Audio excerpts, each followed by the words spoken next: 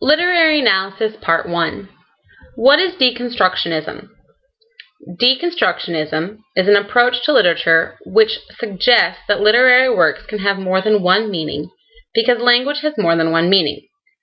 To deconstruct something, in this case a work of literature, means to break into parts or components. Because the suffix ism has been added, deconstructionism implies that literature can have subsurface meaning. In The Story of an Hour by Kate Chopin, deconstructionism is seen because the language implies ambiguity. Several reasons or causes for Mrs. Mallard's death can be drawn from the story. To deduce, formulate, and support an opinion, literary terms are needed.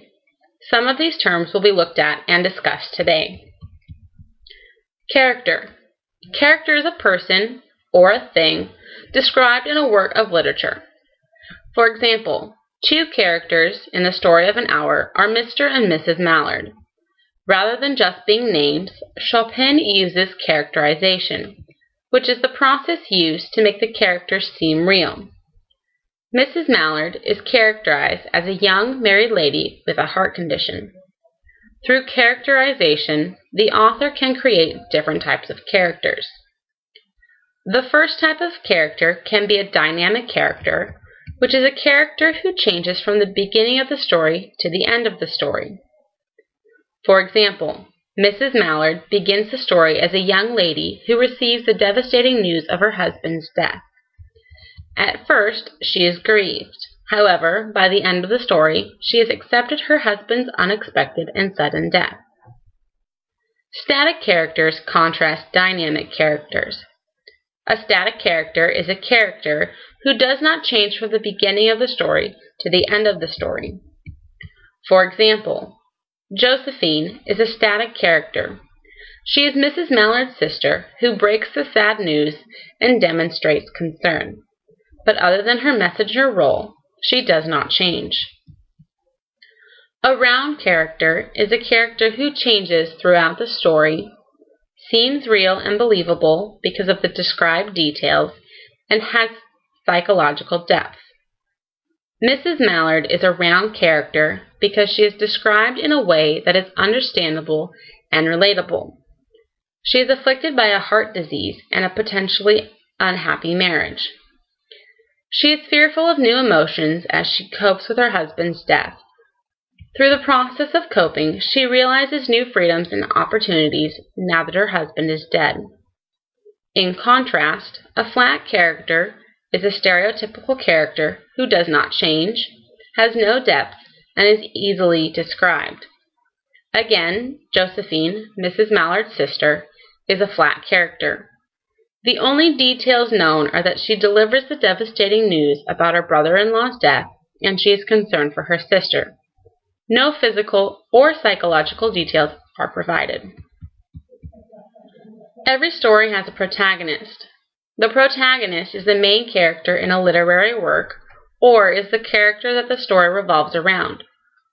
Please note that the protagonist is not always a good guy. In The Story of an Hour, Mrs. Mallard is the protagonist because the story revolves around her actions, and her resolutions.